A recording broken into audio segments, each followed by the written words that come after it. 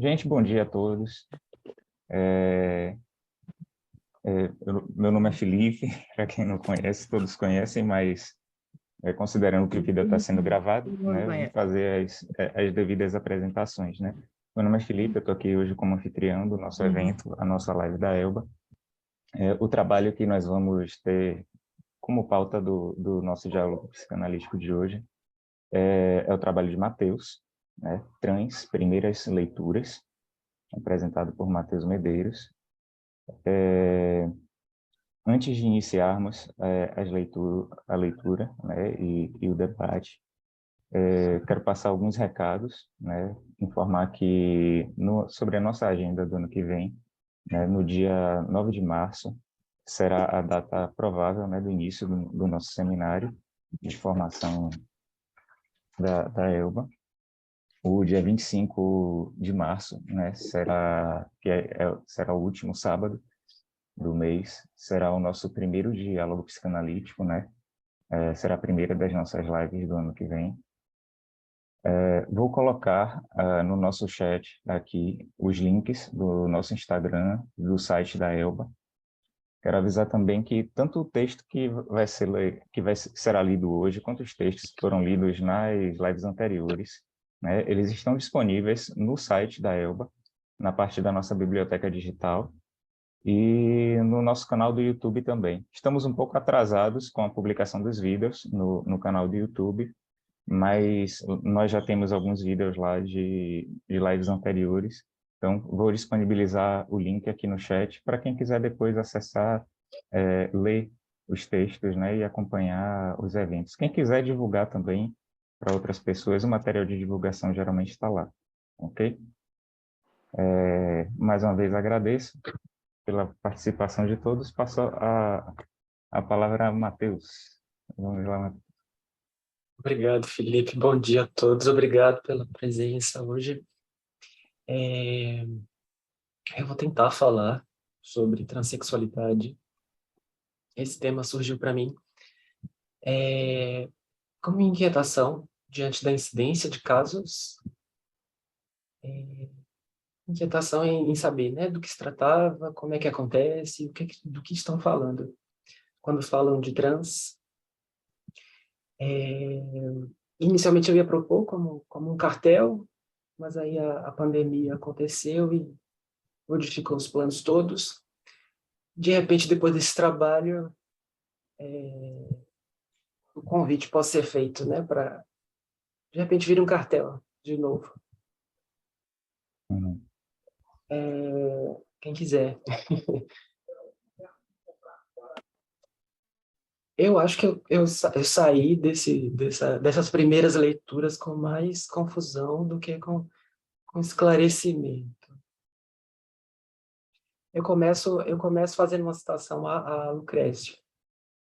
Ele diz, em Sobre a Natureza das Coisas, ele diz: a mãe universal é também um túmulo comum.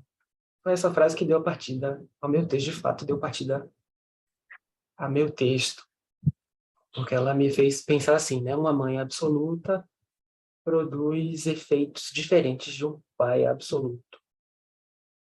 Ou então, diferentemente do pai da horda, que ainda pode ser morto, digamos assim, uma mãe da horda, ela te mata antes. Acho que me pareceu que as possibilidades diante de uma mãe da horda são menores. Então vamos lá. O maior truque realizado por Deus Pai talvez tenha sido convencer o mundo de que ele pré-existe. Não que ele ganhasse o mundo pela originalidade, pois cosmogonias outras, até mais antigas, já narravam potência semelhante, igualmente flutuando no caos, consciente de tudo aquilo que podia ou não advir. E, inclusive, a depender de como se experimenta a solidão primordial, com recursos adicionais à simples enunciação das coisas. Para não me alongar muito, cito duas delas. A primeira conta de Enki, deus da água doce, que, embora não tenha visto o universo nascer, foi encarregado de colocar-lhe ordem. Dele, entre outras dádivas, os sumérios receberam os rios Tigre e Eufrates, sem se ofenderem com o fato de que as águas que ali corriam fossem resultado da ejaculação divina. Como registram os versos dedicados a ele, datados de mais de 3.000 anos antes da nossa era, em que não apenas fazia ideia da luxúria, conhecia-a in loco, e não menos imune a ela do que uma criatura comum, avançou feito um touro sobre a terra que se tornaria o leito desses rios. Ofender-se com as origens é a invenção mais recente, porque no meu segundo exemplo, alguns séculos mais novo, também deram de ombros para isso.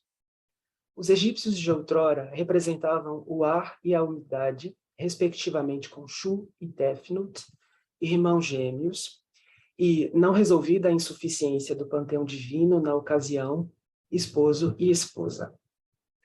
A versão mais tradicional do mito de sua criação relata que seu pai, Képera, com ainda menos alternativa que os filhos, porque sua condição era a de único demiurgo, desposa a própria mão e insemina a própria boca com a semente desse ato masturbatório.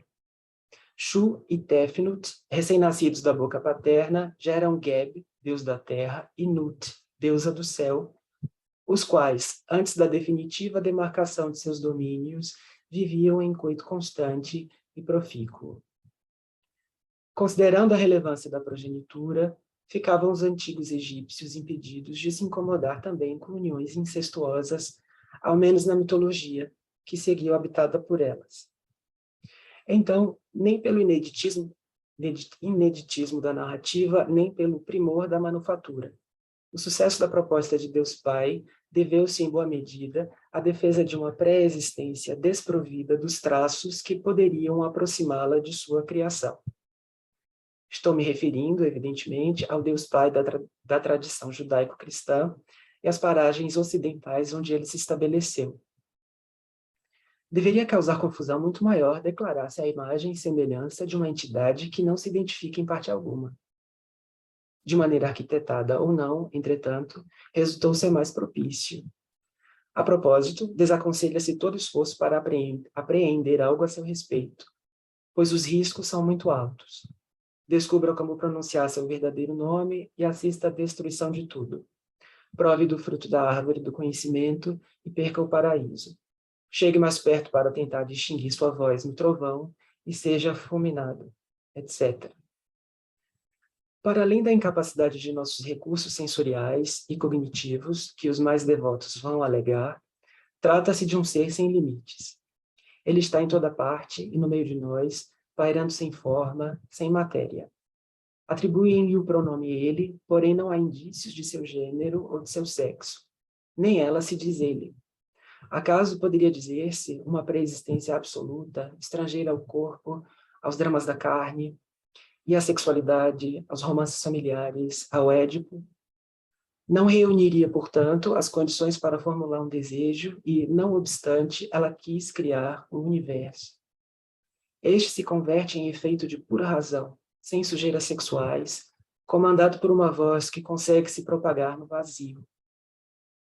Intrigante mesmo seria, se questionassem o fato de um ser, desde o início, pleno, suspeitar que algo lhe falta, algo convenientemente encontrado nesta terceira rocha desde o Sol.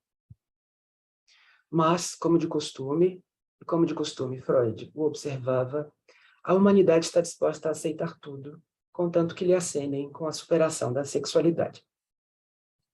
Os acenos de Deus Pai nos distraem destas tramas excessivamente terrenas em que outras figuras divinas estão enredadas. Dessas tramas que nos ligam à insubmissão dos elementos e ao nosso desamparo diante deles, por mais que aprimoremos os manuais de sobrevivência. Delas nos desviamos porque vão sempre nos remeter a uma natureza não só inapreensível, como demasiado ambígua. A imagem que ela inspira é bela e terrível.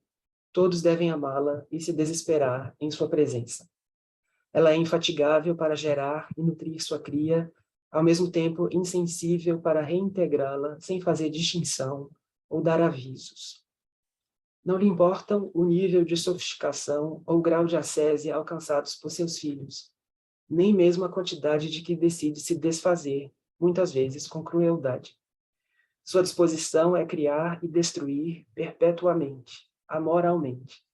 Sendo assim, se me permitirem, direi que Deus Pai nos aponta, ainda que da morada celeste e superegóica que lhe arranjaram, uma direção contrária à das cavidades da Mãe Terra. Como opera as ferramentas que produzem a vida e a morte, nunca encontraremos a grande mãe, quieta, observando as escondidas ou atenta apenas ao grupo eleito. Suas feições assumem os contornos convenientes à época e ao lugar, porque inconstante, mas também porque busca estar à mostra. Ela não receia expor em sua figura os contrários que a fundamentam. Se em Éfeso ela é Diana, de rosto negro e múltiplos seios enfileirados, acompanhada de feras, na Índia ela é Kali, pisoteando cadáveres, espada em punho e sangue escorrendo-lhe da boca. Enquanto Afrodite, em Troia, concedeu amores a Anquises, mas tomou-lhe o pênis ao deitar-se com ele. Divulgaram mais tarde que Anquises teria sofrido tal punição por ter se gabado do encontro com a deusa, porém há quem interprete de outro jeito. Abre aspas. O negócio de fertilizar a grande mãe foi tão exigente que esgotou completamente as forças do seu parceiro inferior, que, em consequência, não tendo morrido, tornou-se um eunuco. Fecha aspas. Nos cultos em sua honra, a grande mãe espera sacrifícios semelhantes ao que foi imposto a Anquises. Por certo, as práticas podem acomodar intensidades variadas.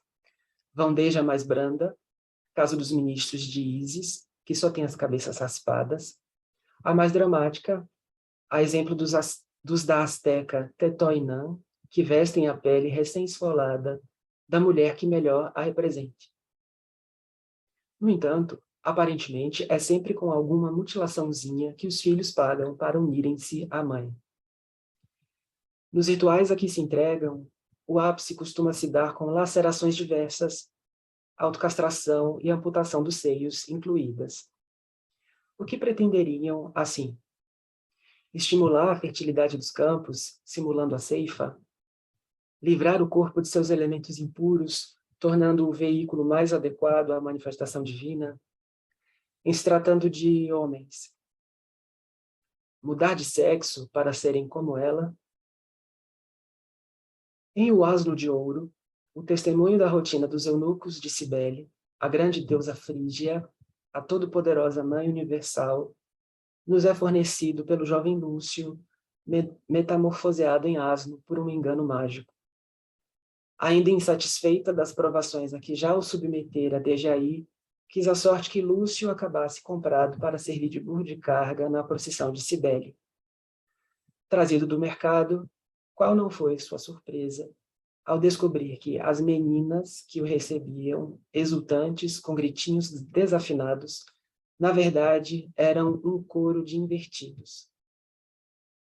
Como o trabalho não tarda, logo no dia seguinte, metem-lhe nas costas a imagem da deusa coberta de sedas e seguem-no elas mesmas empetecadas, com vestidos de linho fino ou túnicas brancas apertadas na cintura e ornadas com debruns de púrpura. Tentando compor uma odiosa beleza, não esquecem de lambuzar as caras com uma pintura argilosa, perfumar os cabelos. Marcham como possessos, de porta em porta, até pousarem à entrada de uma rica propriedade, onde a performance localiza a plateia ideal diante da qual evoluir. Esses semi-homens põem-se então a gritar terrivelmente, lançando-se para a frente como fanáticos. Cabelos soltos, fazem movimentos circulares com as cabeças, voltando-se às vezes contra si mesmos para se morderem e acabavam cortando-se os braços com espadas e machados, indispensáveis à indumentária, tanto quanto as joias que penduravam. Entre mentes, um deles se entregava a transportes ainda mais frenéticos. Do fundo do peito vinham-lhe o arquejo para dar a impressão de estar tomado pelo espírito da divindade. Simulavam um delírio que os esgotava, como se, em verdade, a presença dos deuses não elevasse os homens acima de si mesmos, mas os tornasse fracos e doentes. Nesse frenesi, eram capazes de fazer profecias e interpretar sonhos. Além disso, podiam aproveitar a oportunidade para realizar curas ou vender amuletos e poções.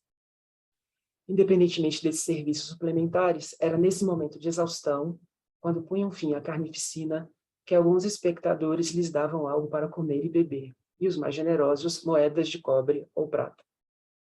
Tudo isso lhes rendeu a alcunha de mendigos da Grande Mãe. Santo Agostinho preferia chamá-los de efeminados por profissão. Considerava-os uns depravados, cujos membros amolecidos conferiam lascívia a seu andar, muito provavelmente castrados por vício e não por extremos de ascese. Não sei se os menciona, mas Heródoto facilmente os enquadraria entre os profetas acometidos por uma doença feminina, em referência à célebre loucura uterina que se apossa de algumas mulheres ou está à espreita de todas elas. A vocação para integrar um secto como o de Cibele, segundo Fraser, poderia advir em sonho, no qual o rapaz ou o homem se sente possuído por um espírito feminino, discurso não muito distante do daqueles que hoje solicitam procedimentos para redesignação de sexo. Acaso os transexuais modernos seriam versão atualizada dos galhos de Cibele, apenas sob custódia de outras instituições? Bastaria oferecer-lhes outro direcionamento que não o consultório do endocrinologista ou as salas de cirurgia, para voltarem a compartilhar conosco os vilumbres que seus olhos, em transe, capturam do futuro? Apelar para a história de tempos esquecidos ajuda a colocar as coisas em perspectiva. Em primeiro lugar, o fenômeno de alguém voluntariar-se à castração real nunca precisou esperar pelo aperfeiçoamento do aparato médico ou pela defesa de grupos militantes. Cortavam do corpo aquela sua parte que trazia inconvenientes com instrumentos de pedra, eles mesmos. Ferramentas de bronze ou de ferro eram proibidas nos rituais, o que serve de indício adicional para estabelecer a idade da prática. Talvez nossos antepassados achassem alguma graça do estado atual, da suposta obsolescência do código binário, da oferta crescente de gêneros nos perfis das redes sociais. Talvez compadecessem, porque a história é cíclica. O mundo sempre testemunhou episódios trans, de acordo com Camille Paglia, principalmente a iminência do colapso de uma cultura. A efervescência no número de casos, com ou sem incisões na carne, poderia sugerir mais cautela, pois significa antes o sinal de que algo maior está por cair. Em segundo lugar, evidencia-se um interessante padrão. Sacerdotes de Cibele castravam-se imitando Atis, filho e amante da deusa. Atis descumpriu o acordo que tinha com sua mãe, o de guardar-se unicamente para ela. Uma vez que o primeiro amor que o fizesse falhar seria também o último, era inequívoco que ele precisava morrer, renunciando ao pênis. Isto é, inequívoco para Cibele. Atis só desfere o golpe fatal contra si mesmo num acesso de loucura fabricado por ela. Tudo isso é reencenado a cada ano. Atis morre e renasce pelo útero túmulo de Cibele, tal qual a fertilidade renasce nos campos durante a primavera, passado o rigor do inverno. Da mesma maneira, experimentaram Adonis, Tamuz e Osíris, filhos que compõem a série daqueles que são amados, mortos, enterrados e pranteados por suas mães, e que renascem através delas, para o agrado delas. Por que não ver os contornos desse leitmotiv com alguns recortes, claro, também no par Jesus e Maria? Nesse caso, o filho sacrificado retorna aos braços de uma grande mãe, por certo repaginada, indolorosa e virginal, mas não totalmente despojada de seus atributos pagãos. Maria ainda pode ser flagrada esmagando a cabeça da serpente com seus pés descalços. Com padronizações, convém o mesmo convite à cautela. Histórias que desembocam na transexualidade, inclusive as mitológicas, não se resumem necessariamente ao retrato de mães suficientemente boas ou não, presentes em excesso ou negligentes, nem ao de filhos por elas acuados e enlouquecidos, muito menos ao de pais que alternam seus papéis entre coadjuvantes impotentes e superpoderosos que se ausentam nas alturas, enquanto as superpoderosas terrenas fazem o que querem com suas crianças. Embora esse retrato reclame seu quinhão, para além da alegórica semelhança, em histórias trans, e não trans, vale dizer, notam-se tentativas de resposta ao que vai por trás de uma demanda formulada nos termos pertinentes a cada caso. Amparando-se exclusivamente nos elementos imaginários de suas histórias, os transexuais poderiam se apresentar em muito maior número.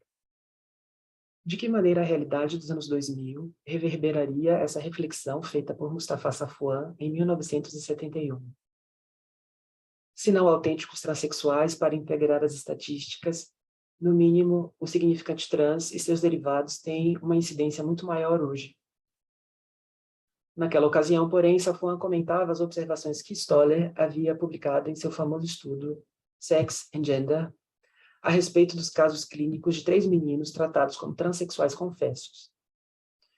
Curiosa escolha de palavras para um contexto no qual se julgava realizar ciência e para meninos cujas idades não passavam dos 5 anos.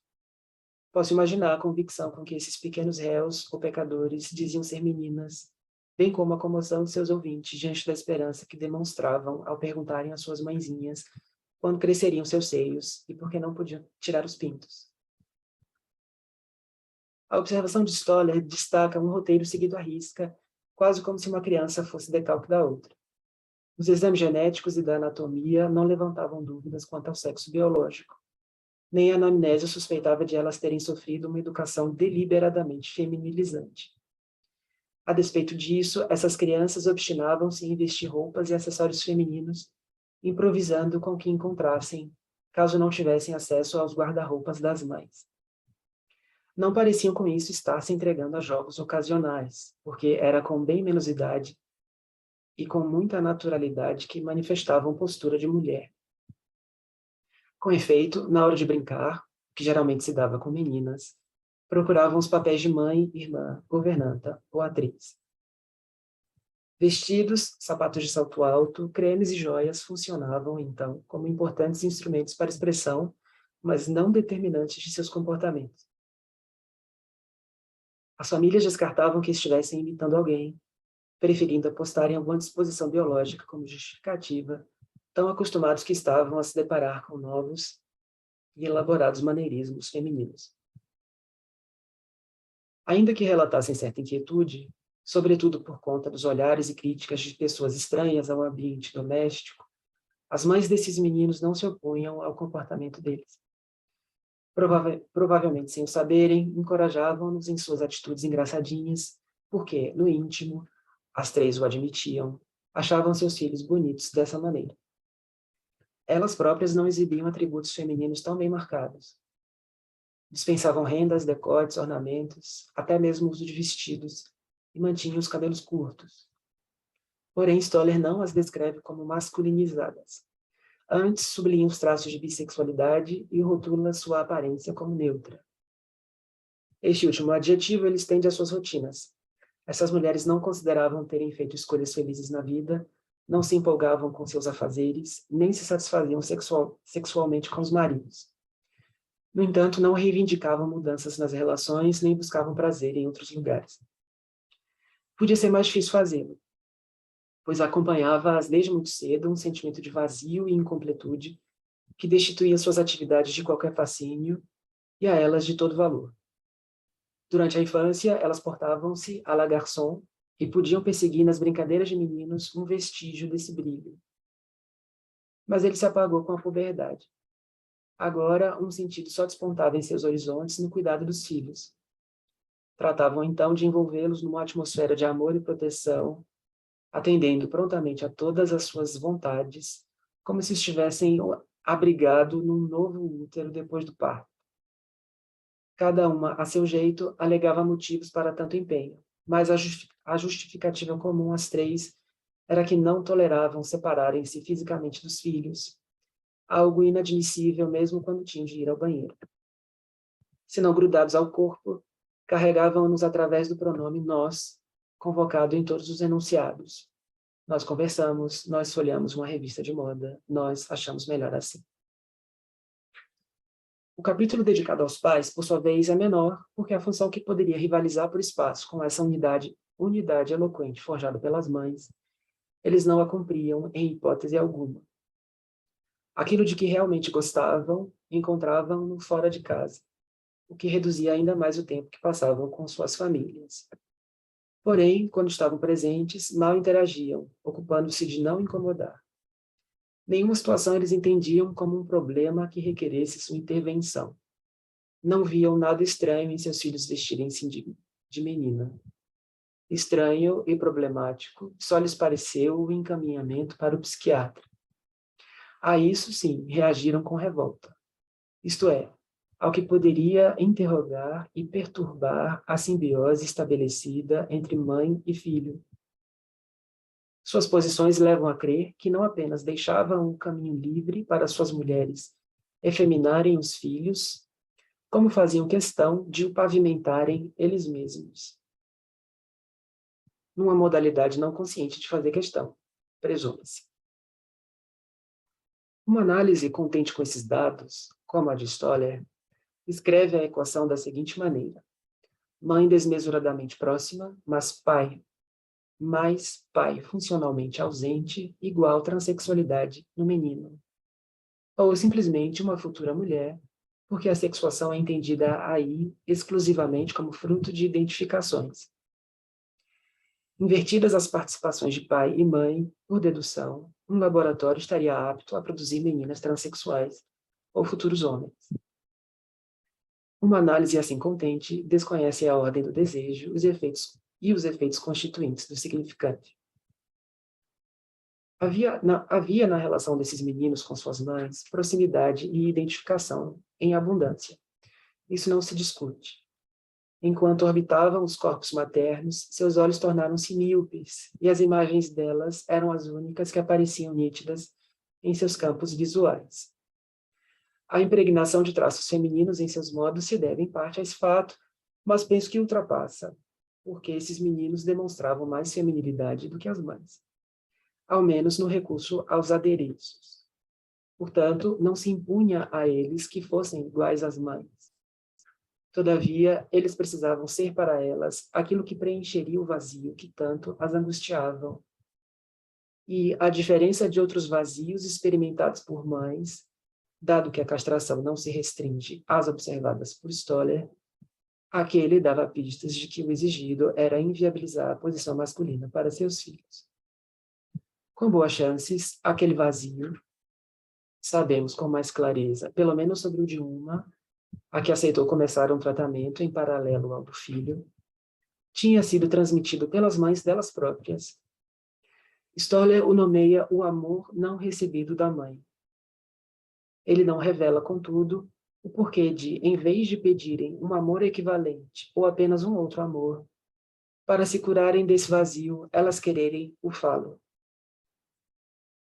Tratava-se de desejo, não de amor, mas de um desejo não muito bem mediado. Por mais que irredutíveis à demanda, seus desejos circulavam por entre as palavras de todos os dias e tinham como norte o falo fixado nos pênis dos filhos, os únicos que não lhes causavam nenhuma aversão. Todos os demais eram feios, o que convertia em grotescos todos os seus detentores, salvo seus filhos. Esses tinham pênis que elas não cansavam de descrever como bonitos. Aí elas encontraram sua essência perdida, que para elas era masculina. E, sem dúvida, não se privam de manipulá-la quando se oferece a ocasião. Stoller não o diz expressamente, mas sua descrição da atmosfera de promiscuidade em que vivem essas mulheres com seus filhos deixa pouca dúvida quanto a isso. Ora, por melhor observadora que seja, Nossa criança não está mais em condições de marcar o desvio do desejo materno em relação a uma ordem simbólica na qual ela precisamente tem que ser introduzida. Ela não pode, senão, sofrer a consequência disso. Se a simbiose prolongada deixou marcas nesses meninos, é a partir da descoberta da castração nas mães que elas ganharam força para moldar permanentemente o destino dos filhos. Aqui, em especial, eles têm que lidar não apenas com a informação de que a elas falta algo, mas que não é a um significante que elas se reportam para dar conta dessa falta. Um significante que pudessem atribuir, por exemplo, aos pais desses garotos, caso os maridos tivessem, de fato, importância para elas, ou vice-versa. O desejo delas não é barrado pelo significante do nome do pai, logo não conhece limites. Não permite que se estabeleça a diferença entre o falo e o pênis. Ao comunicarem aos filhos que esse pedaço de carne que carregam é tão delas quanto deles, nada lhes serve de suporte para não entenderem a demanda das mães para além da realidade das palavras que a veiculam, e entregariam o pênis de bom grado, desde a primeira menção a ele, acreditando com isso resolverem a castração nelas. É com alívio que, eventualmente, procurarão um cirurgião para que este opere a castração real, livrando-os desse estorvo de órgão que atrapalha a comunhão com suas mães. Safuan conclui que o menino transexual entregaria o pênis, nessa confusão que faz com o falo, para salvaguardar seu desejo, ou para criar as condições do desejar, e ser uma mulher. Acaso estariam cavando a falta no corpo para compensar uma falta simbólica, para escapar de um grande outro todo? Forçando sua ausência material, estariam promovendo o falo a significante? Ou, provocando uma falta em si, estariam tentando suspender a falta como um todo, riscar de uma vez por toda o falo de seus mapas, suspender a barra do significante que teria usado tocar seu grande outro? E, suspendendo a barra, não estaria propiciando, em vez de desejo, gozo, um gozo sem limites, de tempos imemoriais, que não se submete a lei nenhuma, e que daria encarnação à grande mãe? Eu termino aí.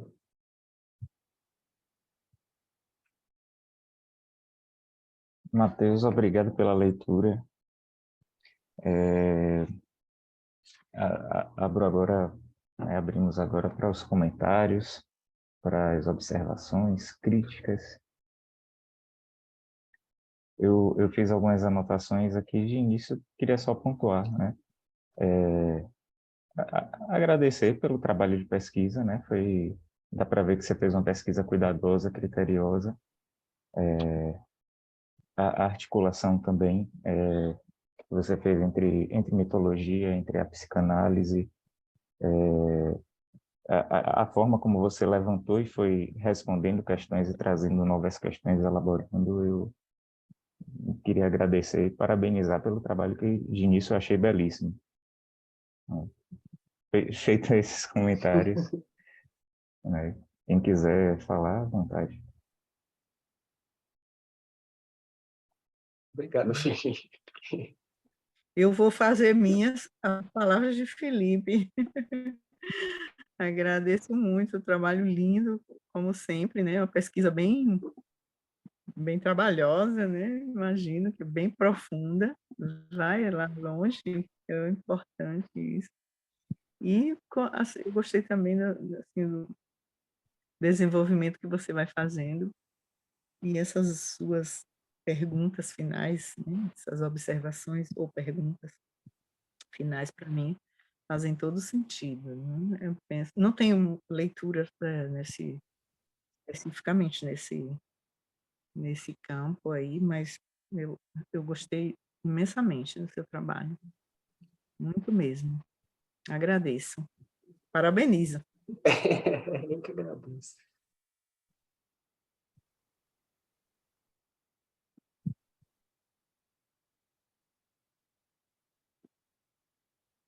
Eu realmente fiquei com mais dúvidas do que com esclarecimentos. Porque me parece que colocam a transexualidade na psicose, né? Por oclusão do nome do pai. Mas estaríamos vendo uma epidemia de psicose hoje. Isso. Uhum. Também, não, também penso assim como você. Né? Penso assim. Tem uma outra questão que eu tenho também, que é quanto à palavra trans, né? Que no popular se vê sendo utilizada, pelo menos eu já presenciei, né? Para nomear diferentes situações, né?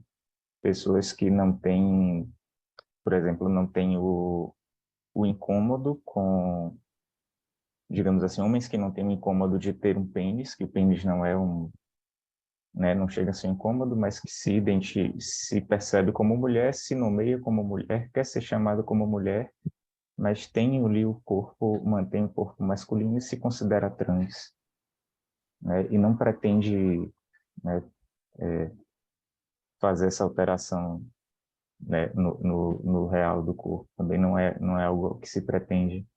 Então, e isso é algo que eu realmente não entendo. Né?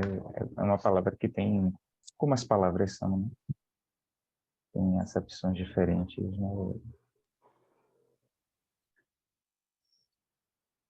Sim, eu já ouvi dizer também, que basta não se enquadrar numa categoria para ser trans.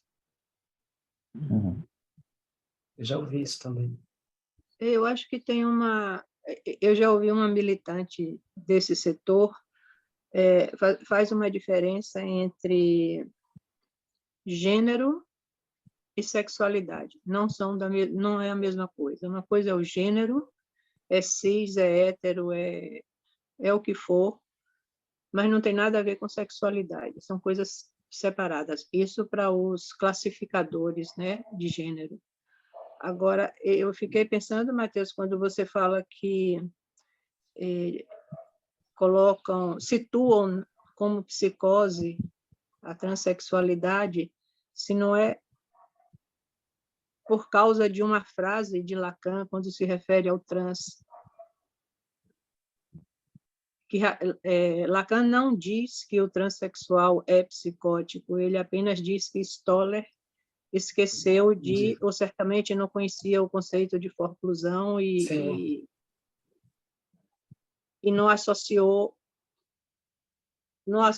algo da transexualidade com a psicose, mas ele não diz que a transexualidade, inclusive ele não aprofunda o assunto, ele cita, que é do mesmo ano desse texto de Safwan, o seminário onde Lacan fala disso e recomenda a leitura desse livro de Stoller. Sim. Mas o que ele diz no seminário, por exemplo, que é um forte desejo de se tornar mulher. Sim. Né? O que é diferente do homossexual afeminado e o que é diferente do travesti, porque ambos gozam com o pênis. Sim. O transexual não goza com o pênis. A questão da transexualidade, como você coloca, é a relação com a mãe e o que é que busca o transexual ao se castrar, que tipo de gozo procura. Sim. Com a transexualidade. Não sei, essas são perguntas que eu também me faço. Quando em relação ao modismo, eu acho que a gente nem deve entrar nisso, porque não tem nada a ver. Uma coisa é o que está circulando por aí, outra coisa é o que a psicanálise tem que buscar, colocar significado de alguma forma. Eu acho que ainda é em aberto. Catherine Milot tenta trabalhar isso, mas... E que o ponto crucial para variar realmente é na relação com a mãe, na relação de gozo, de gozo, da impossibilidade de dar significação a esse gozo. Sim. Uhum. Matheus? Oi. Oi. Maravilhoso o seu trabalho. Eu sou suspeita para falar, porque você sabe que eu sou fã incondicional do seu estilo, né, da sua escrita. Decididamente, você tem o dom. Em relação à transexualidade, eu não tenho muitas leituras sobre o assunto. Eu participei de uma live com Marco Antônio Coutinho Jorge sobre um livro que ele escreveu, que, junto com uma outra moça, que eu não me lembro o nome, mas eu tenho o nome do livro, eu vou lhe mandar, porque eu achei muito interessante, porque o livro foi fruto de uma pesquisa de doutorado dessa moça, doutorado ou pós-doutorado, qualquer coisa assim, onde ele foi o supervisor dela, e eles defendem, por conta dessa pesquisa, é uma pesquisa mesmo, uma pesquisa bem grande, eles defendem que essa transexualidade, a transexualidade, né, seria histérica. Eles chegam a falar em epidemia histérica, que estaria havendo uma epidemia de histeria. No dia eu achei bem interessante, mas eu realmente não tenho nenhuma, digamos assim, elaboração a respeito, nem nunca pensei a respeito. Mas achei interessante. Vou lhe mandar a referência, porque eu acho que vale a pena ler, né? Sim, é uma pesquisa. Mas tem algo... Essa referência, Lítica, é a transexualidade na atualidade ou a transexualidade mesmo? Na atualidade. Inclusive, tem estatísticas. Sim. Tem muitas estatísticas. Aí o termo histeria procede, porque já se anda falando dos trans arrependidos. Né? Sim, eles falam também disso no final. Eles falam que algumas pessoas que realizaram a extirpação do pênis, me parece que tem um dado lá que fala que a maioria dos trans é de, digamos assim, origem masculina que se transforma em feminina. E eles falam que muitos casos que estavam em análise, houve um arrependimento, né, da cirurgia que teria sido feita. Mas é tudo atual. É uma pesquisa mesmo realizada nos últimos anos, de muitos casos mesmo, que resultou nesse livro. Mas depois eu mando, Matheus, para você. E aí você pode também, aí, se você quiser, divulgar aí com o pessoal no grupo da escola. Sim, claro. Eu não sei se eu posso mandar para o grupo da escola, se recebe aquele WhatsApp, se recebe mensagens de alguém fora. No site, não, nem pensei no site. Eu pensei no WhatsApp. O contato da escola do WhatsApp. Pode mandar, recebe. Pode mandar. Recebe? Tá. Não é interessante você está colocando, e que era o que eu tinha me referido, assim, que a gente tinha que pensar na transexualidade, a transexualidade, não a transexualidade na atualidade. Pode ser uma identificação histérica, assim, né? Sim. Lacan, quando se refere ao transexual, a esse forte desejo de ser mulher, ele inclusive dizendo não existem muitos casos, claro, ele está falando em 1971, mas ele está falando da transexualidade, não da transexualidade identitária, vamos dizer assim. Midiática. Transexualidade midiática. Isso, exatamente. Midiática. Exatamente. Transexualidade midiática. Inclusive, eu vi uma charge essa semana da evolução da esquerda, em que vai colocando alguns ícones. Não sei se você viu, Anselmo, alguns ícones, por exemplo, eu me lembro que o de 68 era o militante universitário lá, e o de 2022 é o estereótipo do gay, Sim. do LGBT+. Sim. Uhum. Essa evolução midiática, política e midiática. Uhum. Mas, quando ele fala da transexualidade mesmo, Lacan vai dizer, quando ele disse que é um forte desejo de ser mulher, ele diz assim, não é à toa que existem muito poucos transexuais, ou seja, não é uma coisa que ocorra com tanta querer ser castrado, mesmo, que é um estorvo ter um pênis, que é o que Mateus coloca da fala de Safwan, da criança, do menino não saber o que fazer com seu pênis e tal, de gozar com o pênis, como goza o homossexual, Sim. como goza o travesti, como, né?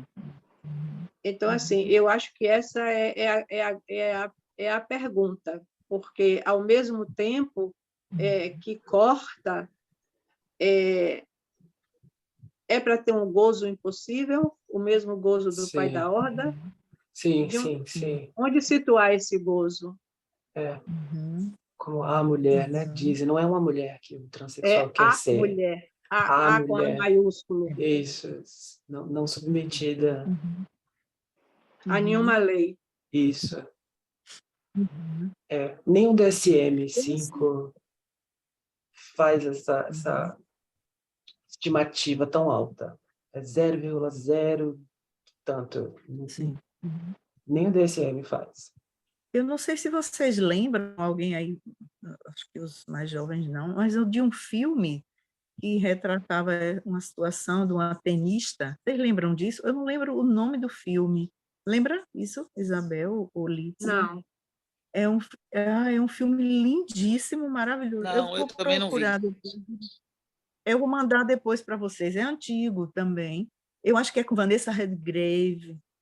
Se vocês... Não. Conheço não. Alguma coisa. A história é um fato. Ocorreu alguém que tinha trans, né? Assim, que tinha toda queria ser mulher e acabou e tinha essa profissão, né, de tenista. Isso gera outras questões legais também, porque para concorrer, né, no esporte com homem, com mulher, é diferente e tal. Enfim, é um filme muito bonito. Eu não lembro o título, mas é fácil de achar. Mas dá para pesquisar pelo Google. Em uma pesquisa aqui, eu localizei Jogo Perigoso, o nome do filme. Acho que é isso, Jogo Perigoso, isso? É isso mesmo. É Vanessa Redgrave? Isso, Pronto, um médico famoso, que é ela, e exímio jogador de tênis, submete-se à operação de troca de sexo. Isso aí. Eu me lembro que era um filme, além de bonito, assim, com alguma profundidade. Não era uma coisa... Isso, que ano é, Lívia? De que ano? Deixa eu botar de novo. Antigo. 1986. 86. Por aí. É isso mesmo. Então, não estava na modinha, né? A histeria ainda não estava reinando, para usar o termo que ele usou. A histeria ainda não estava tão expandida, né? Eu acho que isso que o Litz apontou, né, sobre a histeria, também vai na linha do que Mateus pergunta, para suspender a falta como um todo, porque eu vejo muito isso, né? É o que eu acho que a gente mais vê, né? Sim. Essas pessoas que querem apagar as diferenças e negar a falta. Para mim, é muito evidente, né? E entra no campo da histeria. Sim. No sentido também de encontrar o mestre, né? Que providencia. O mestre diz que é capaz de mudar. Então, faço par com ele. Também. Tem um filme, estava, não sei se ainda está na Netflix, chamado Ela. Você assistiu, Matheus? Ah, é Almodóvar. Não, Não. não, não, Ah, não, não? não, não, não, não. Almodóvar é A Pele que Habito. Ah, tá. Ah, esse é maravilhoso. Ela. Mas ela não é Mas esse Não, daí é outro. ela, você assistiu, Esse Matheus? já é Não, outro. me remeteu a um que é que é da realidade virtual, não, De né? Não, Joaquim Phoenix. não, é de é um garoto de 16 anos que quer porque quer ser bailarino, já está velho para começar, mas ele insiste e ele quer porque quer ser mulher. Eu não vi todo não, porque o filme é muito descritivo, ele não tem, nesse sentido, ele é raso, porque ele descreve em detalhes como são as etapas da cirurgia. Aí enchi o saco, não vi, mas assim, até onde eu vi, para se submeter a isso, porque assim, é a cirurgia da castração do pênis e constituição de uma vagina ao mesmo tempo. É uma coisa assim que tem que realmente querer ser para poder enfrentar uma situação tão dolorosa. Tem que ter este desejo mesmo de ser. No caso do transexualismo masculino, que era outra coisa que eu ia perguntar a Matheus, como é que fica o transexualismo feminino? Eu preciso ler mais sobre.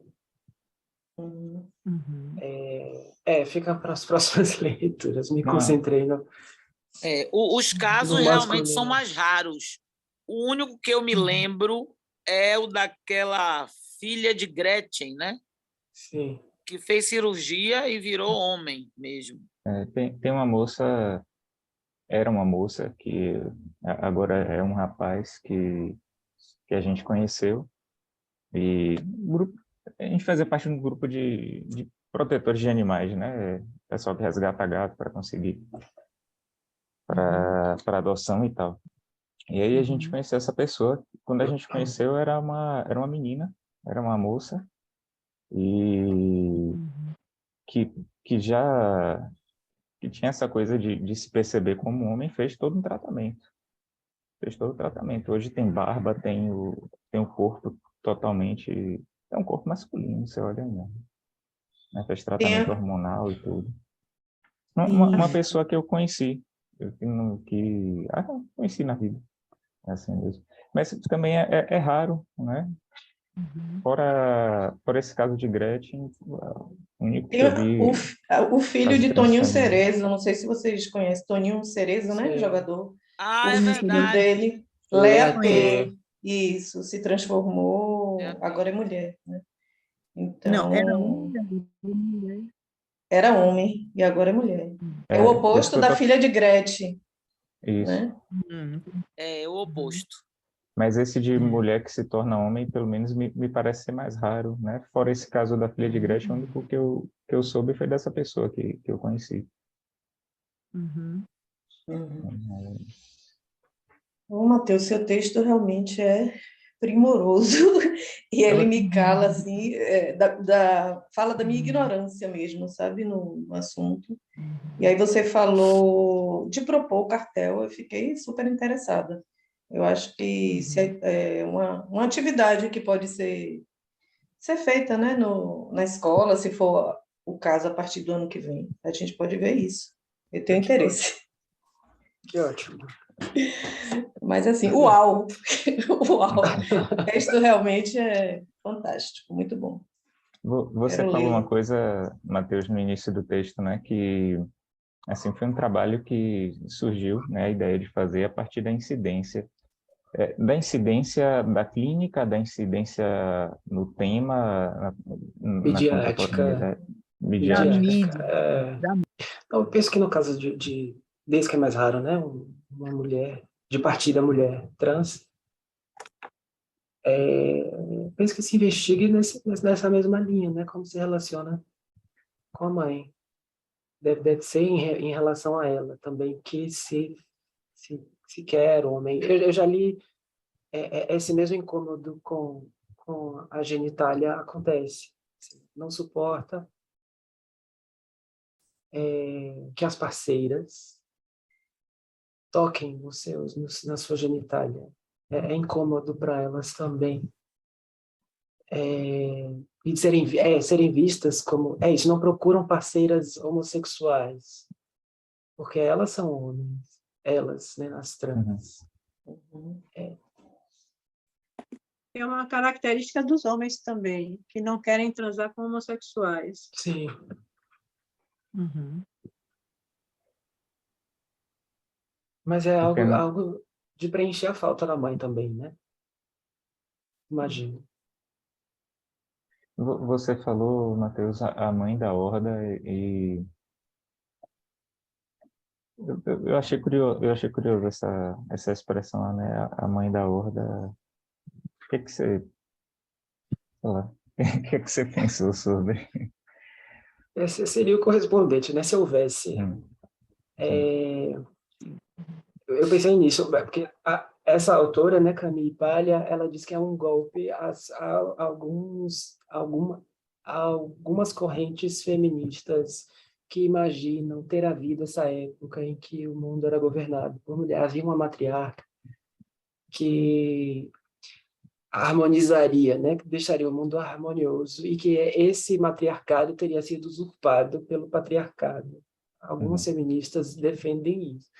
E é um golpe. Quando você vai verificar a história, né, dos cultos à Grande Mãe, não poderia ter existido um matriarcado com essa dimensão, né? Porque é mais terrível ainda. É um golpe a essa crença. Quando você vai ver esses cultos,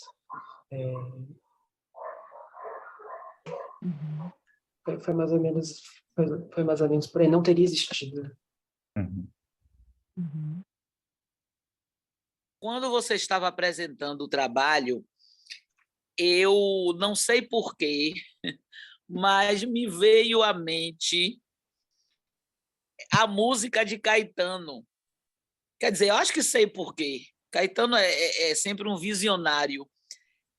Vaca profana, põe teus cornos para fora e acima da manada. Né? Quando essa mulher sobressai, essa grande mãe. Sim. Mais ninguém, né? Sim. Só ela. Acima da manada.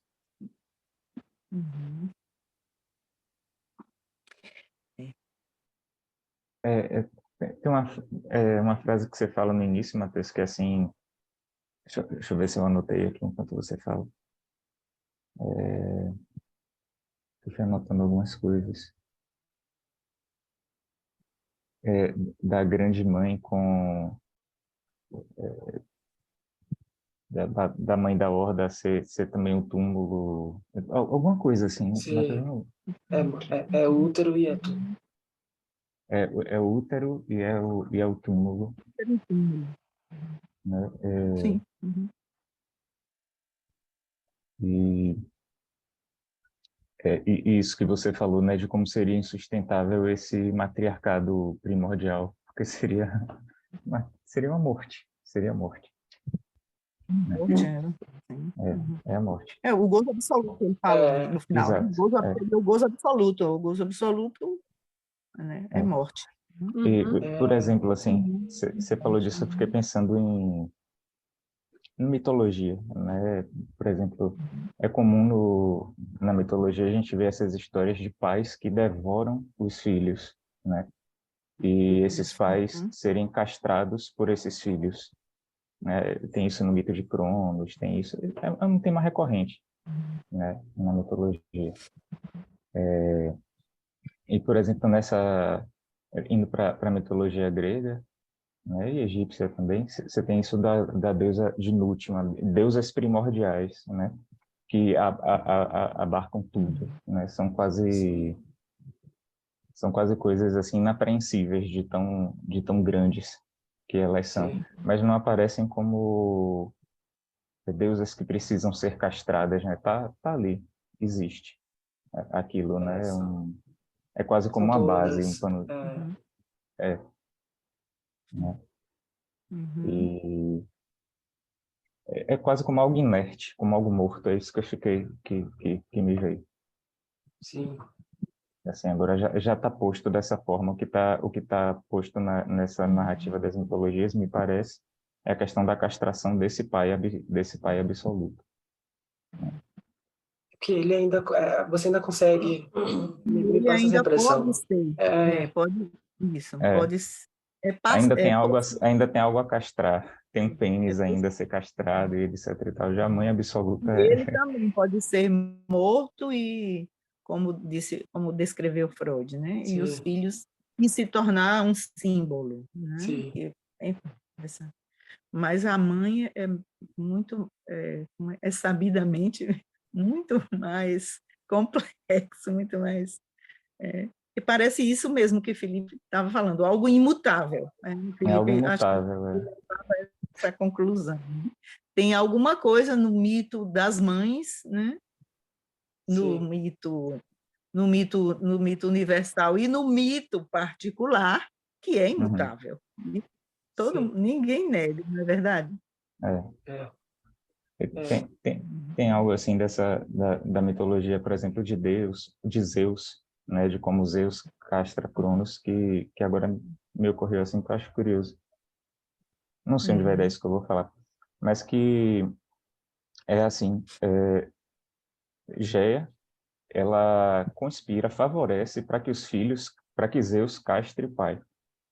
Ou seja, há Uhum. uma anuência da mãe para que haja essa castração do pai superior. Mas assim, no caso de ser a mãe, essa tirando essa totalidade, não se teria anuência de quem é, para o filho fazer isso, né? Não. é. Ela me lembra a Sade, Uhum. Uhum. a Perdão. natureza. Ela me lembra a natureza para Sade, né? Que é gozo puro, não importa como, com quem, Uhum. quando, onde, há que se Uhum. gozar. Que você morra, não importa. Há que se gozar o tempo todo. Uhum.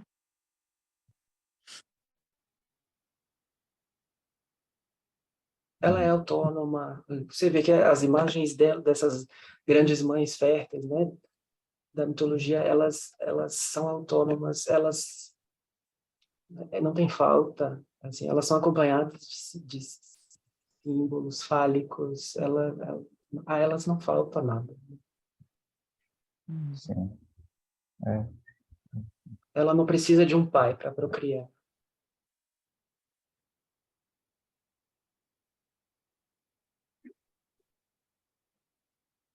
pré-existe, né?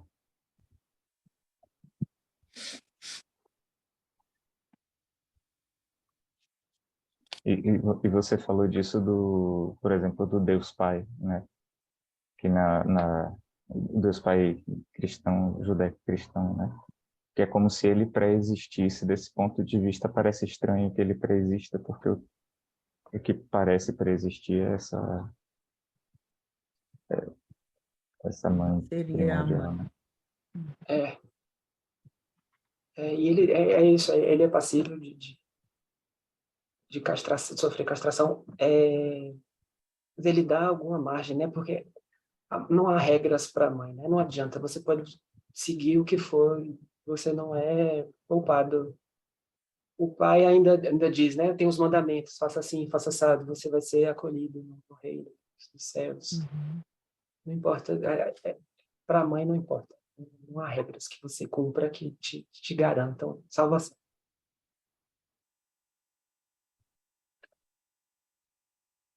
Eu me lembrei aqui, não tem a ver com trans, mas me lembrei, porque tem a ver com outras coisas que a gente está falando aqui, do filme Anticristo, de Lars von Trier. Sim, sim, Que, né, vocês se lembram que naquela parte final, ela, depois de ficar assim, numa crise seríssima por conta da morte do filho pequeno, ela quase mata o marido e corta o próprio clitóris. Lembram disso?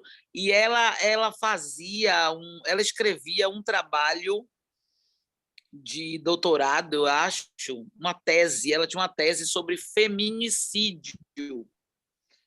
E nessa parte final também é relatado, o marido descobre que ela calçava os pés do filho com sapatos trocados. E o menino, esse que morreu, né, que caiu lá da janela, o menino desenvolveu um problema ósseo por conta disso que ela fazia, né, que era, digamos assim, uma espécie de castração no filho, né, que depois ela faz para ela própria.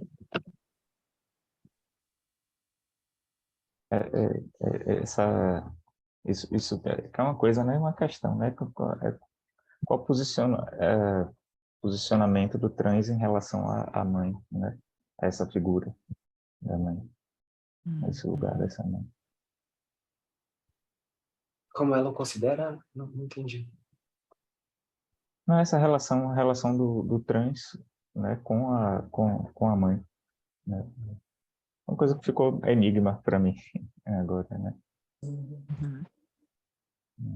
Não, e outra coisa também que salta é a ausência, ou pelo menos a pouca quantidade de casos clínicos, né?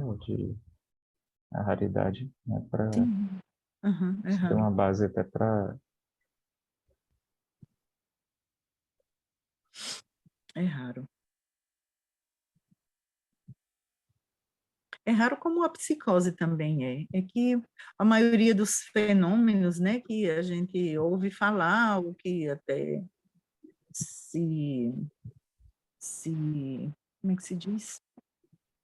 Se divulga tanto, como qualquer coisinha é psicose, como agora, por exemplo, tudo é autismo, enfim, tem Sim. uma série de algumas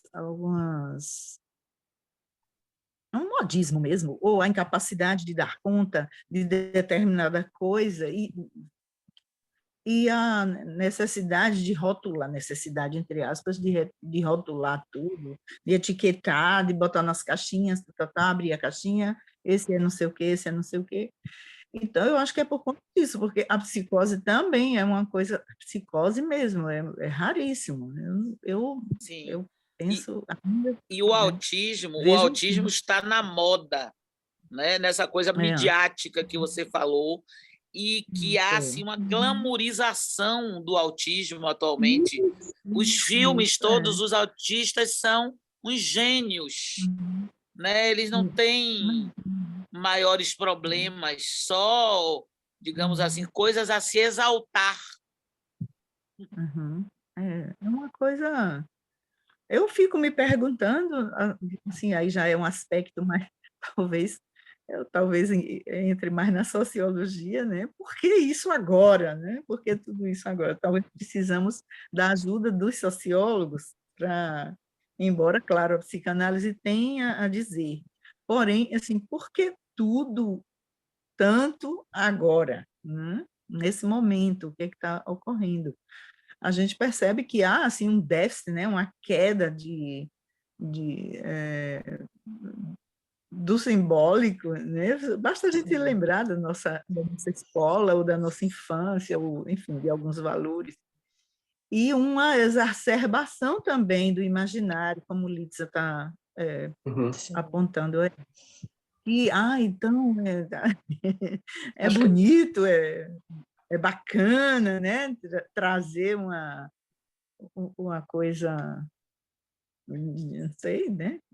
É valorizado, né? Enfim, é estranho isso, é complexo até. Eu digo estranho para mim, né? Mas é bem complexo, eu sei. Porém, tem um certo... A palavra está me faltando, mas é como se fosse assim, um exagero, uma explosão de agora todo mundo é trans, todo mundo é autista, todo mundo é psicótico. Ai, que loucura, né? Então, de onde vem a concepção e a instalação do DSM, de onde vem? Dos Estados Unidos. Estados Unidos. Pronto. Dos donos da polícia do mundo, da polícia do mundo. Isso, a polícia do mundo. Isso vai levar a gente para outra discussão que talvez não nos interessa agora, mas essa explosão está a serviço de outra coisa, a gente sabe. Sim. De laboratório. Das indústrias farmacêuticas, né? Tem uma coisa... Do controle demográfico, né? Tanta coisa. Por que... Dos controles. Dos controles, desse controle. Por que a demonização da heterossexualidade agora? Tanta coisa. Coisas a se pensar mesmo. Mas são coisas a se levar em conta. Eu acho que talvez a questão das histerias coletivas, né? E de Não, como mas a elas gente está são... falando do que antecede a histeria. A histeria é o gado que entra na onda. As histerias coletivas e como de alguma forma elas são manipuladas, né? Em momentos diferentes da história, incitadas, né? Por... Sei lá, por exemplo, eu estava conversando com meu avô, né? Como as coisas se repetem, isso falando de histerias coletivas. Estava conversando com meu avô anteontem, almoçando com ele, e ele contando que quando ele tinha 12 anos, de repente todo mundo era integralista, e que ele e todos os colegas e adolescentes, até 17, 18 anos, era Hanauê, Hanauê, Hanauê, e vestidos com fardas de integralista, isso lá pelos idos de 1930 e pouco, 40, né? E ele contando tudo isso, e ele veio dizer assim, só depois, quando eu já estava no ensino médio, que eu fui entender que aquilo dali tinha a ver com o fascismo italiano, né? Mas era moda. Todo mundo era integralista, era uma grande festa, era uma grande coisa ser integralista. Os galinhas verdes eram chamados, galinhas verdes. O bolsonarismo, de repente, grupos inteiros dentro de, por exemplo, na UFBA mesmo, a impressão que eu tive com essa pessoa que eu atendo é que assim é uma pressão, né, e uma coisa muito forte dentro disso da questão identitária de gênero e tal, não sei o quê, e as pessoas se expressarem disso, não, porque eu descobri também que eu sou trans, que eu sou que eu sou agênero, que eu sou isso e aquilo e tal, não sei o quê. O uso das histerias coletivas pelas máquinas de poder, né, de Estado, de mídia econômica, né? Acho que isso é uma coisa que vem retornando na história de formas diferentes, né? Sim, e que se a gente não tomar cuidado, e isso perpassa a própria medicina também, a ciência, né? O que é dito como ciência. Começa a adotar essas classificações e essas... Enfim, entra no jogo, né, na dança da histeria coletiva. Eu acho que como a Selma falou, né, declina, o modelo vigente está declinando. E aí favorece essa... Está desequilibrando, assim, agora há um excesso de imaginário, né, se uma valorização, eu nem sei, me falta o vocabulário para descrever isso, na verdade, né? Sim. Mas a gente percebe, né, que tem a imagem é cada vez mais proeminente e o simbólico cada vez menos, né? Cada vez menos, cada vez mais sufocado, vamos dizer assim, né? Excluído da cena, né? Eu acho que eu percebo coisas. Sim, eu acho que você não consegue. Né? Eu acho que você não consegue encontrar o termo porque é realmente surreal. Isso tem a ver realmente com a disputa de mercado com a psicanálise. Em relação ao autismo, por exemplo, né? É muito melhor colocar isso para a medicina, para o pessoal que faz TCC, Sim. porque psicanálise não trata isso, é o que eles falam, né? E outra coisa, o autismo, estando do lado da psicose, ninguém quer ser psicótico, né? Quer ser gênio. Então, é o máximo ser autista. Essa questão do autismo também traz assim, falando já do ponto de vista da psicanálise, né? Traz um alívio, eu penso também, tem um dos aspectos é esse, traz um grande alívio à mãe, esse diagnóstico, porque a mãe não se implica, né?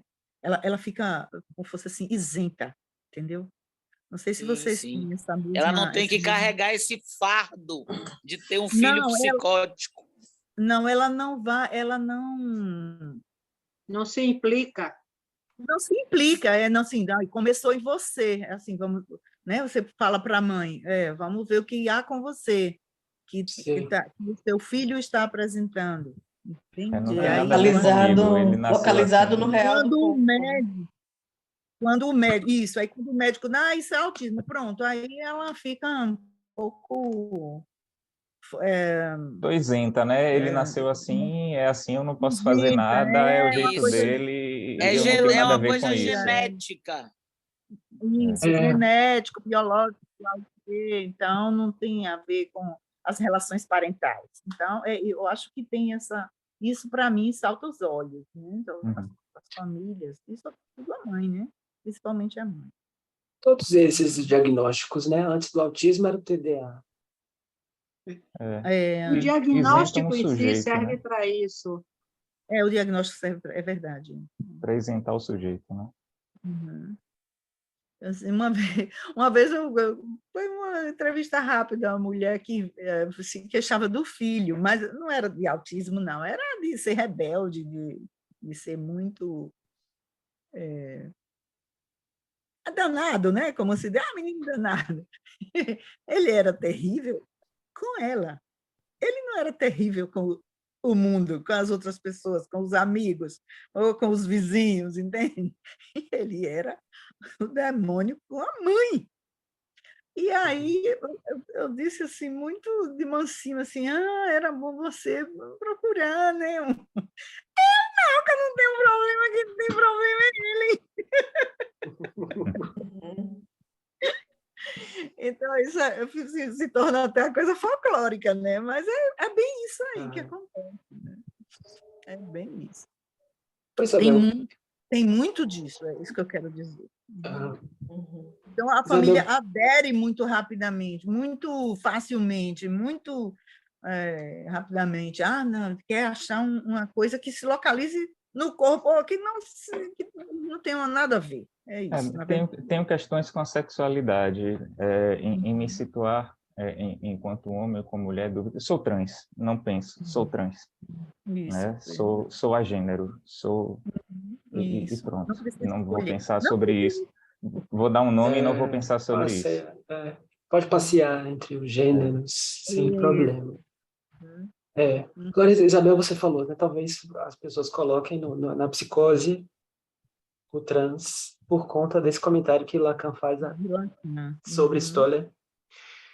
Fico pensando também se por conta de Schreber manifestava algo parecido, né? Ser a mulher de Deus. Se por isso também as pessoas não colocassem, as pessoas, não que seja psicose, mas as pessoas façam essa associação. Fazem esse deslizamento, digamos assim. Que bom seria ser uma mulher no momento do coito, mas ele não era, ele não queria ser uma mulher. Essa é a diferença. Isso. O discurso dele é diferente, não é uma mulher presa num corpo de homem. Exatamente, exatamente. E ele tem me lembro que ele diz assim, não fomos abençoados com filhos. Ele fala, Schreber, né? Não fomos abençoados com filhos. Então, ele e a esposa, ele era casado e gostaria de ter filhos. Né? Era casado, era um profissional assim, conceituadíssimo. E ele tinha um pai terrível, tá aí. Ele tinha um pai terrível. Não se sabe nada da mãe de Schreber, né, Isabel? Eu, pelo menos, Mas nunca tem um li nada a livro, respeito. aqui a gente tem um livro sobre o pai de Sobre a Schreber mãe? e sobre o pai. Não, O sobre pai. o pai eu sei, é isso, mas a mãe eu não Sobre sei a mãe, nada. não. A mãe, não. Sobre o pai, sobre os castigos que impunha. Era um pai terrível, o pai de Schreber. O pai era terrível mesmo, né? Isso eu já li, né? E O ele pai é um era médico. e ele era um paranoico, né? Mesmo. Ele era um psicótico. Ele não era um trans. Não resta dúvida. Não é psicose ali. Pois é, mas eu tenho curiosidade ainda, se alguém souber da mãe de Schreber, como é que ela era. Que ausência incrível, não é? Pois Dessa é. mãe, incrível isso.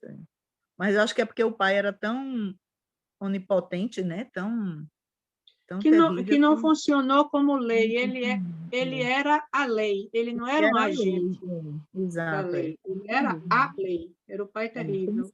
Tem-se essa impressão, né? Ele era terrível mesmo. Mas me passou algo que ele tinha uma coisa de querer se identificar com a mulher, com a mãe. Quando ele fala essas coisas de estar no lugar de uma mulher da mulher de na hora Deus. do coito. Mas ele não queria ser uma mulher, que é o que... Que é o que a histérica quer, né? Não, o que Stoller, nas pesquisas dele e tudo, e é o que, baseado nessas leituras dele, Lacan, nas leituras de Stoller, ele coloca como um desejo muito forte de ser uma mulher. Ele não tinha... Schreber não tinha fantasia, ele não falava de que ele queria se ver livre do pênis dele. É como a Selma diz, ele se queixa de não ter tido filhos. Eu me lembro bem dessa frase. É diferente de alguém que, de fato, assim, é uma mulher, como diz Mateus, aprisionado no corpo de um homem.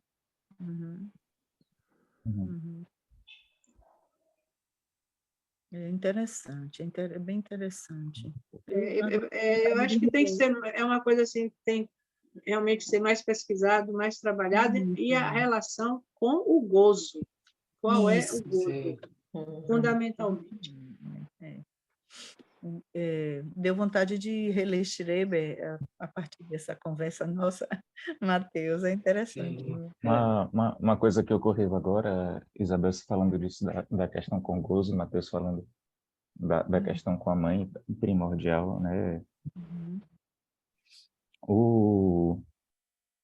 A pessoa nasce, né? Nasce com um corpo de macho ou fêmea. Isso está dado pela vida, pela natureza.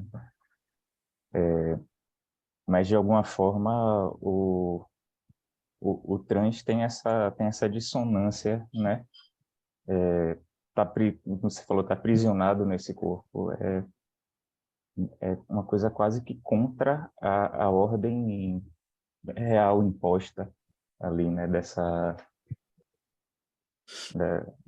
Vamos dizer assim, dessa mãe primordial, né? Do que está ali, né? Seja do lado do homem ou do lado da mulher, né? Está aprisionado num corpo errado, né? É um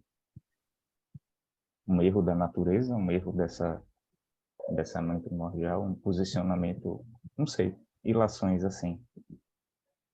Mas eu vou lembrar uma coisa aí, Felipe, não sei, acho que tem a ver com o que você está perguntando.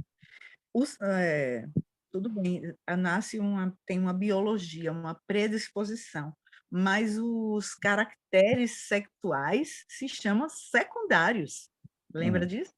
Então, é que vai na adolescência e tal. Então, tem um percurso todo aí, da infância até a adolescência, onde os hormônios e as características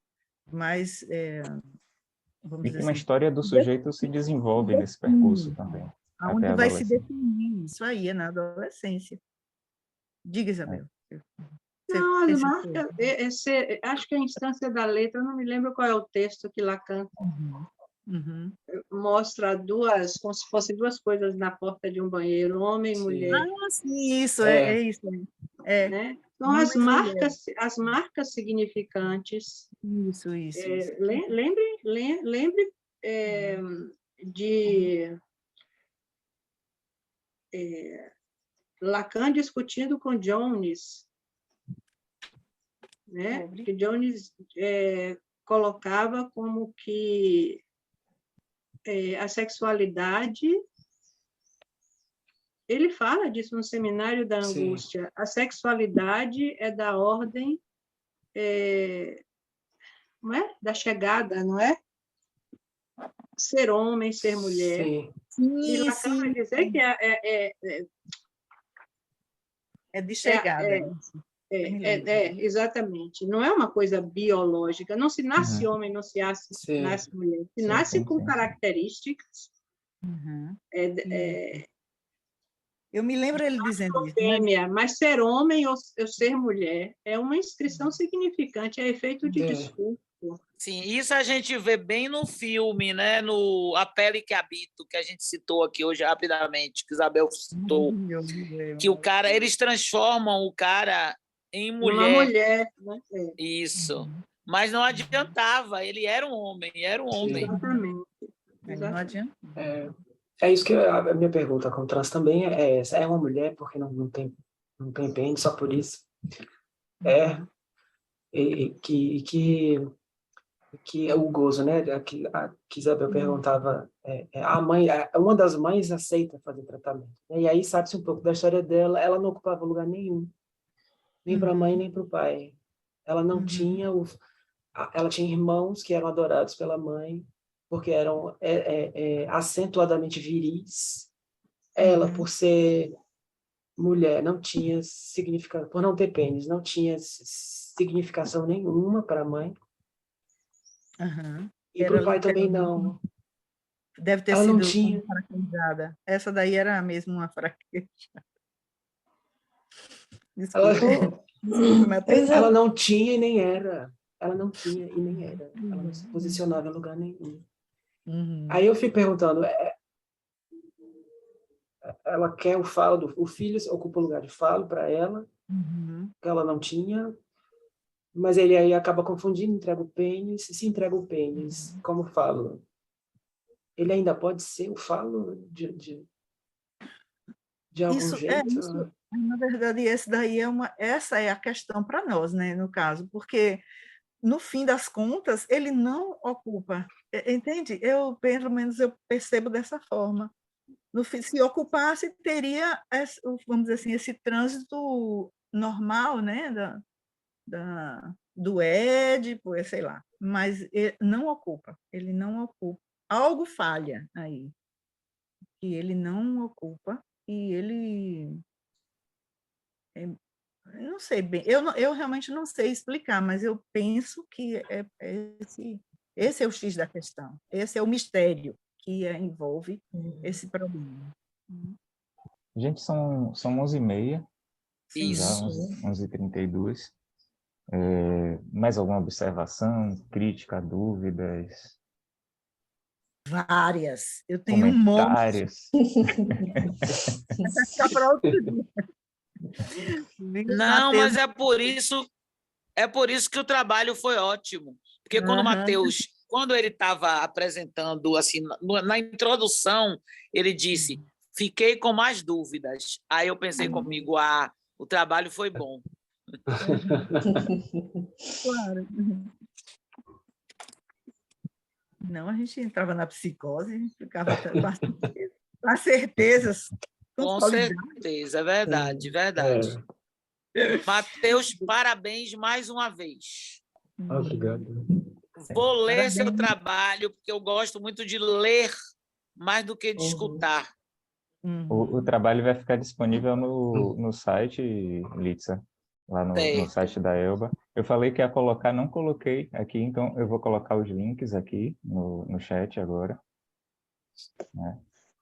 Tem, inclusive... Não coloque não. no chat, não. Coloque no WhatsApp. Porque o chat vai apagar quando acabar a reunião. Mas aí você pode copiar da reunião. Botar, eu boto no WhatsApp também. Ah, tá. Copia aqui, Copia aqui. Ai, ai, ai. Chegou aí? Apareceu, Chegou. mas eu não sei mexer, não. Depois eu pego. Clica no link. Eu? Já saiu o link, já saiu da tela. Da tela Tá já bom. saiu. Então, gente, obrigado a todos pela participação hoje. Mais uma vez, agradecer, Matheus, pelo belíssimo trabalho, um trabalho criterioso, fruto de uma pesquisa séria, mesmo assim, que traz questões, responde algumas, traz mais questões ainda, né? Responde questões trazendo mais questões. Né? Eu acho que isso é precioso. E nossa próxima live será em março, né? Como eu já informei, no dia 25. 25, Né? já botei na agenda. Ainda não definimos quem será, né? Quem A próxima? apresentará nem qual trabalho. Não, está No definido. texto de Felipe. Gustavo. Ah, sim, Tá verdade, definido. verdade. Perdão, falha minha, né? Ratificando, né? Será um texto do Gustavo. E é isso, mais algum adendo, alguma observação? Não? Eu agradeço de novo pela escuta, pela companhia nas dúvidas. Agradeço. E é a última do ano, então. Essa é a nossa última live do ano, é isso. Ok. Então, feliz ano novo Desejamos para feliz, todos. Feliz ano novo para todos. Nos reunimos novamente nas lives no ano que vem, né? Para nossos diálogos, nossos debates. Ok. Prazer.